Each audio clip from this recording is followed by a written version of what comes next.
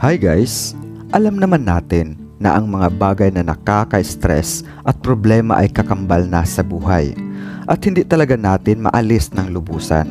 Ngunit may mga paraan upang maibsan para hindi ganoon kabigat sa pakiramdam. Yes, ang problema ay kasama sa pagsubok na maaaring magpapatibay sa atin upang mas magiging matatag tayo.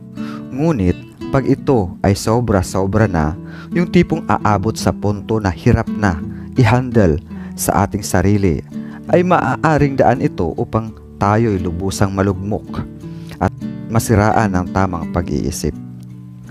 Aminin na natin na lahat tayo ay pangarap ang magandang pakiramdam.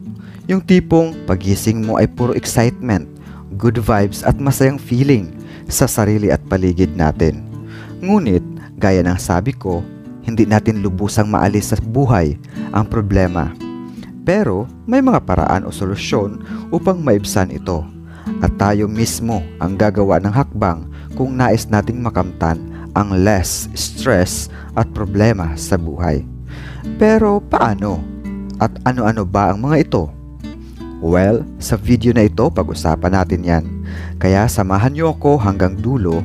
Pero bago yan, kung ikaw ay hindi pa nakapag-subscribe sa channel na ito, pakisuyong pindutin ang subscribe button kasama ang bell sa tabi nito upang alam mo every time na may bagong video.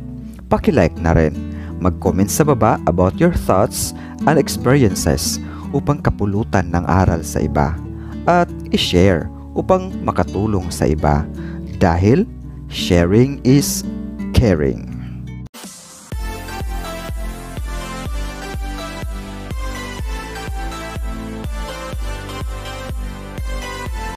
Welcome back to Nudshan TV 1. This is CJ, a content maker, at narito ang mga bagay na magpapagaan sa pakiramdam at buhay natin. Dapat matuto tayong umiwas sa mga klaseng tao na: una, mga tao na gumugulo sa utak mo. Sila yung mga taong mahirap intindihin. Sila yung mga taong madalas mahirap pakisamahan. It's either friends, relatives, and partner, na yung tipong gusto nila ikaw ang laging mag-adjust para sa kanila at kung minsan nagagalit na hindi mo alam ang dahilan. Gagawin ka pang manghuhula imbis na sabihin sa'yo ang problema upang mapag-usapan, upang malutas, ay bigla na lang mag-iba ang timpla na hindi mo alam ang dahilan. Pag may ganun kang kasama o kakilala tapos hindi pa rin nagbabago, mag-isip-isip ka na kung magpatuloy ka pa sa buhay mo na kaparte siya o dumistansya ka na. Number 2, mga taong manggagamit.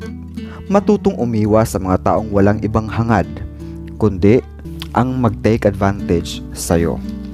Sila yung klaseng tao na super bait sa'yo kapag meron ka pang maibigay sa kanila. Yung tipong sa dinami-daming tulong na naibigay mo, pero pumalya ka lang ng isang beses, ay masama o madamot na ang tingin sa'yo. Kaya huwag manatili sa tabi o bilang bahagi ng buhay nila dahil masisira ang buhay mo. Matutong umiwas sa mga taong ginagamit ang iyong mga insecurities o kahinaan para saktan at pabagsakin ka. Yung tipong kahit pinakatago-tago mong sikreto ay sinishare nila sa iba kahit alam nilang masasaktan ka, at paulit-ulit pang ginagawa nila sa'yo ito. Matutong umiwas sa kanila dahil hindi ka mahalaga sa kanila, kundi mahal lang nila ang kanilang sarili. Ginagamit ka lang. Yan ang masakit na katotohanan. Number 3, mga taong paimportante or feeling special. Mga klaseng tao na laging nag-e-expect na unahin mo sila, as if naman sa kanila lang umiikot ang mundo mo, na wala kang ibang mga obligasyon sa buhay. Pero pagdating sa kanila ay hindi ikaw ang priority nila. Hindi ka nga maalala kung walang kailangan. Hindi ka man lang magawang kamustahin. Matutong umiwas sa mga taong nagagalit agad o nagtatampo pag hindi ma-replyan agad. Yung hindi man lang nila iniisip na marami kang obligasyon o ginagawa kaya hindi agad makareply. Puro sarili lang ang iniisip, hindi willing mag-adjust para sa'yo. Number 4, Mga taong hindi marunong tumanggap ng pagkakamali. Gusto nila sila ang laging tama sa mata ng lahat, kahit alam nila na may mali silang nagawa.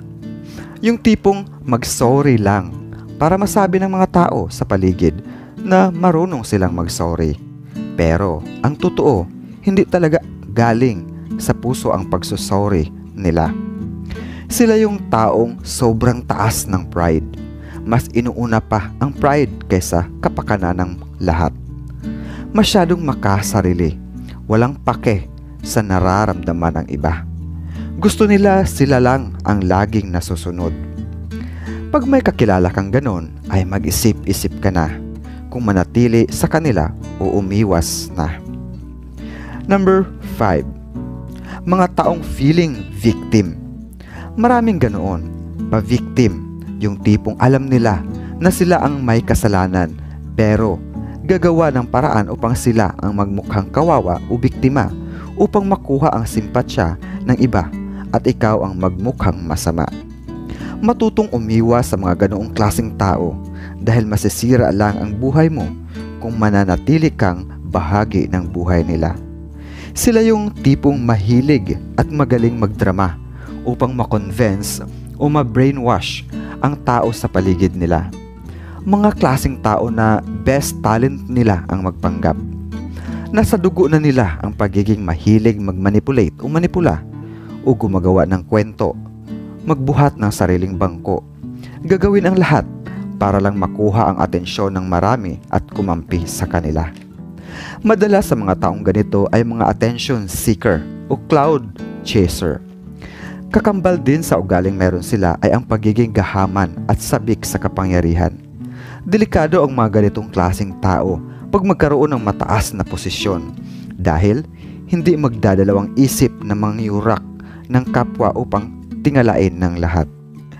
Kaya dapat matuto tayong makiramdam kung karapat-dapat ba ang isang tao ng ating pakikipag-close. Laging tandaan, magiging bukas tayo sa pagkikipagkaibigan, ngunit piliin ang mga taong gawing ka-close. Sabi nga, kaibigan kasi hindi kaaway, pero sa pakikipag-close, never. Huwag mong hayaang manipulahin ka ng isang tao. Pagramdam mo na may mali sa ugali niya, obserbahan mo siya at mag-isip ka. Mag-isip-isip kung karapat-dapat pa na ituloy ang pakikipag-ugnayan sa kanya. Huwag kang matakot o mawalan na mawalan o mabawasan ng kaibigan o partner kung alam mo na ang taong ito ay magdadala sa'yo sa kapahamakan o sakit ng ulo. Aanhin mo naman ang maraming kaibigan kung mabibilang lang sa kamay ang totoong tao sa'yo o totoong kaibigan pagdating sa'yo. Tandaan, mahalaga pa rin ang quality kaysa quantity. Sana nakatulong sa'yo ang topic natin ngayon. Hanggang sa muli, thank you and until next video.